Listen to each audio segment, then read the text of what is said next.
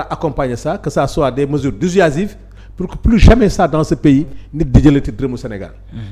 incha allah merci bien honorable jaajëfal ko bu baax a baax jaajëfal également yéen ñi àndandoog ñun ba tey jii Anta Ndaw Germaine Michel Aïna Serigne Gueye 313 Abi Mboup Mame Diarra Sarr yéen ñëpp ñu leen di jaajëfal bu baax a baax Moussa Ba également gërëm nañ leen bu baax doyen honorable dañuy daal di wax ci beneen ponk muy en tant que ancien parlementaire xëy na di nga ñu mën a baaxee ci li nga xam te moo di procédure bi nga xam te ne daanaka fan yi yëpp ci la ñu fas yéene daal di jëm rawatina alxames ginnaaw ëllëg bi war a yemoo ak kon juróom-ñetti fan ci weerum mai bi ñuy fas yéene amal li nga xam te moo di résolution de mise en accusation bi nga xam te ne accusation autant pour moi mise en accusation bi nga xam te ne war nañ ko def jëmee ci quelques ci ay anciens ministres yoo xam te ne seeni dossier mu ngi jamono ji ci loxoy yoon ñu mun ci lim kii di Amadou Mansour Faye ki nga xam te moo di Ismaïla Madior Fall Moustapha Diop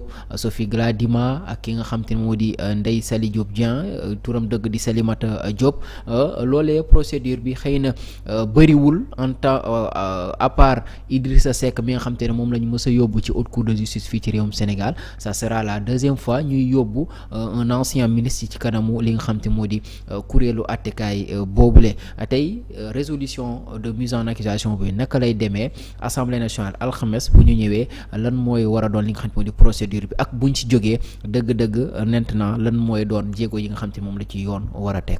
effectivement bon xam nga Sénégal nag dañoo nekk ci loo xam mooy ne amoon na fi ay jamono mais situation bi c'est pour la première fois surtout que. li jëm ci Moustapha Diop ak Ndeye Saly bu seetloo xam nga Moustapha Diop mu ngi koy wax. pour 2 fois ñu ngi lever ay immunité parlementaire am. loolu nag pour nit ñi comprendre. que dégg naa ñu naan non comme que lever nañ ko rek. jarul woon ñu koy leverwaat. loolu dafa bokk ci protection di protéger le parlementaire. boo déggee ñu ne parlementaire bi kenn mënu ko topp kenn mënu ko tëj. en session mooy fexe ba kenn du ko saraxee. maanaam assemblée bëgg na saa yoo woowee député.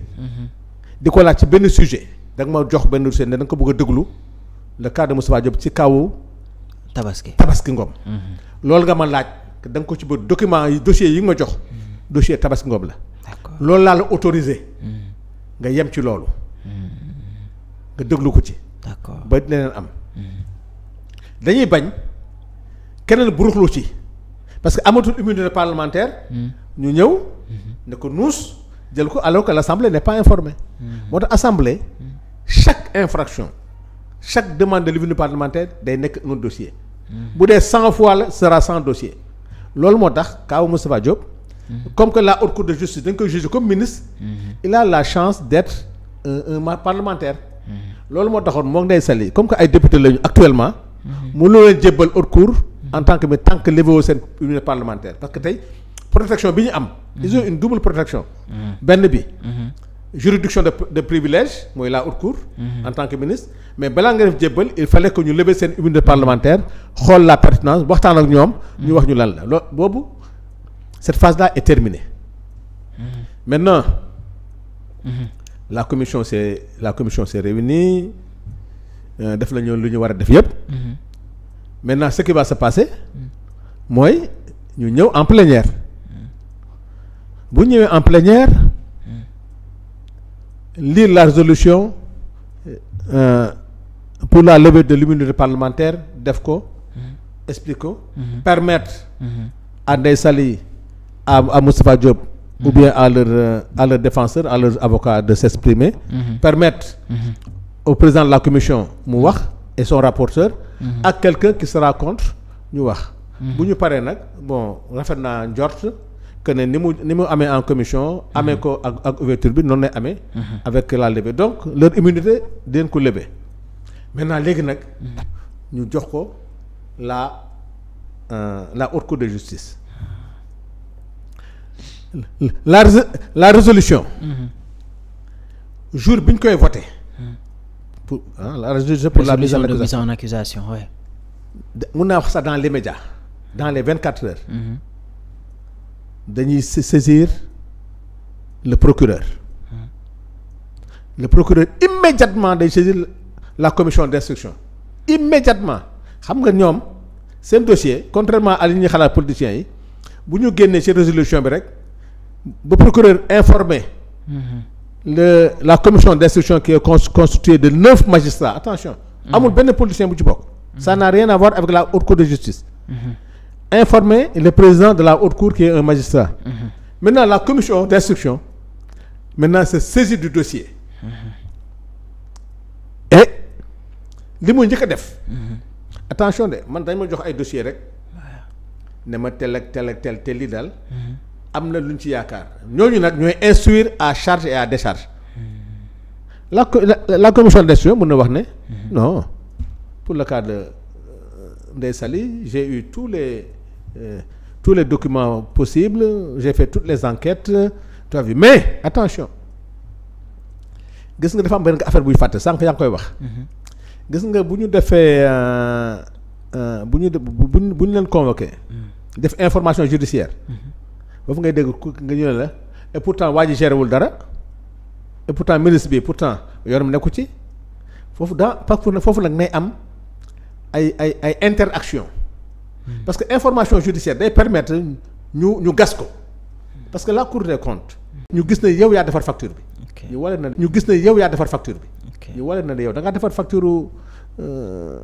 meew nga ne man damay jaay meew bay defar meew ñu ne si génn facture bi nekk na yaa ko defaloon x pour justificatif te yow dans cette mise en accusation da ngay bokk ci association des malfaiteurs bi loolu moo tax des fois ñuy tudd nit boo xam ne nekkul woon ci rapport Cour des comptes maintenant la commission d'instruction là va aller au fond mun na génne koo xam ne sax kenn xalaatu ko woon xëy na man ci biir Covid bi ministre bi xaritam laa doon na ma sant ay affaire may dem di ñëw chauffeur bi ngay dégg ba def ainsi de suite donc moo tax commission d'instruction nag bu demee ba dafa liggéeyam ba ne lii nag jar na léegi ñu yóbbu leen jugement foofu nag na coow bi am ci politiciens yi mais foofu il faut ñu d'accord une chose c'est vrai que les 8 députés qui vont siéger ñoom ñooy définir la peine. effectivement ñooñu fan la ñuy intervenir ci li nga xam ci procédure bi. c'est au moment du procès gis nga toute la procédure d'enquête d'investigation yoonu cour bi ni yoonam nekku ci yoonu député yi xamuñu yëguñu seen yoon bu la commission d'instruction paree nag ba ne tel de war nañ ko juger foofu nag au niveau de l'audience où tu vas participer je vais participer ñëpp du tooglu foofu nag ils seront là foofu nag nañuy gis dossier bi ñoom bu ñu gisee dossier bi nag ci jugement bi c'est ce sont des magistrats ñoo koy présider ñooy nekk procureur ñooy nekk assistant yëpp mais ñoom xam nga fan nañuy intervenir mu dee ba qualifier fait bi war ko condamner là c'est eux qui vont prononcer la sentence. Ok, d'accord. tey ils vont dire que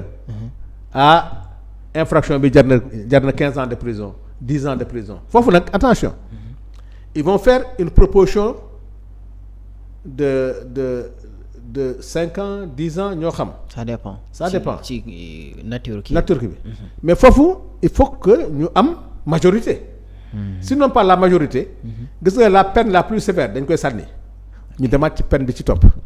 ba ñu d'accord ci benn peine boo xam ne am na majorité. foofu nag nañuy wax ne politiciens yi waruñu ko non mais man dama gëm ne. Nabi bu ñu demee ba constater que les faits qu'on reproche à tel ministre. wax dëgg yàlla c'est des faits yoo xam ne probants ñëpp xam ne lii dëgg la. defe naa amatul yërëm ku jël xaasu Covid wala nga jël xaasu Kangam lu la condamné soo ko mënul delloo. soo mënul delloo. def médiation même en delloo bi sax. waaw war na mën a am sanction pénale. non war na am sanction sinon mooy li ñuy wax sànq rek. c'est que les garçons qui ont pris sàcc ay portable sàcc ils croupissent en prison. mais des gens qui nga xam ne yow Covid. tu peux yow nga jël ay milliards de francs tu es même prêt à faire des cautions de centaines de millions dans ce pays. non je dis que tey lu la jàpp tey lu la tëj les députés là doivent avoir la main lourde. bu ñu demee ba wóor na leen li am na. ça doit servir de leçon xam pour ñan pour ñoom ñi nga xam ne ñoo nekk au pouvoir. effectivement ñoo xam ne bu ñu fi jógee. lii moo leen fi dal donc une fois que que ñu xam ne loolu la maintenant la haute cour de justice c'est vrai c'est des députés parce que nag attention loi yi moom fii nañ ko fekk Macky Sall ko créé. defal ko boppam si on doit réformer ça pour dire que ça ne doit pas être des députés bon tant mieux l'essentiel que rek ñi nga xam ne ñooy def instruction bi. ñooñu c'est des magistrats qualifiés. tu as vu donc c'est de grands magistrats yoo xam ne. Sénégal am na confiance ci ñoom et je pense que na si ñëpp jàpp. bàyyi affaire règlement de compte ça n'a rien à voir. Parce que les faits sont là. xaalis baa ngi fii. maintenant nañu xool qui est responsable et qui ne l'est pas.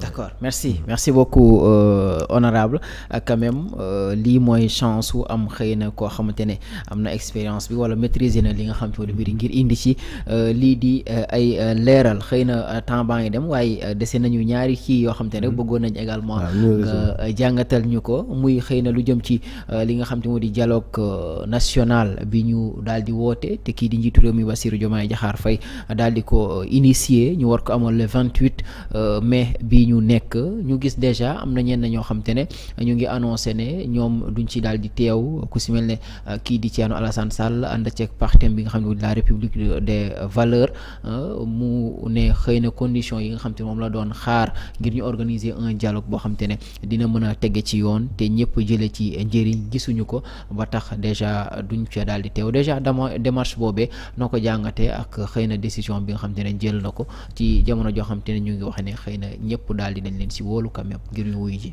man Thierno Alassane de jour en jour damay am jaaxle ci moom. C'est pas un dialogue du code électoral c'est un dialogue politique nañu d'accord bu ñuy wax tey nañu xoolaat la gestion des partis politiques au Sénégal ñëpp ci war a d'accord 800 partis politiques au Sénégal c'est inadmissible